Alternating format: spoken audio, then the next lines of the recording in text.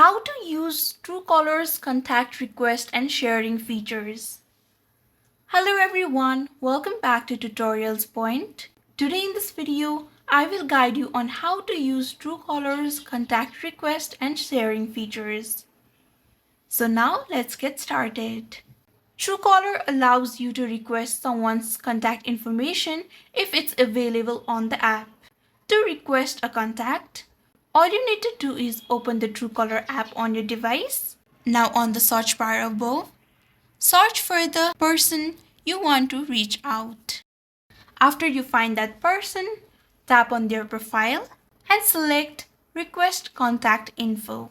Then this person will receive a notification asking them to share their details with you. You can also easily share your own contact details with others. To do that, all you need to do is go to your Truecaller profile and tap on Share Profile and choose your preferred method such as text, email, or other apps. This process makes it simple to request or share contact information quickly. That's it. I hope you found this video helpful. Don't forget to like, share, and subscribe to our channel. Thank you so much for watching. See you in the next one.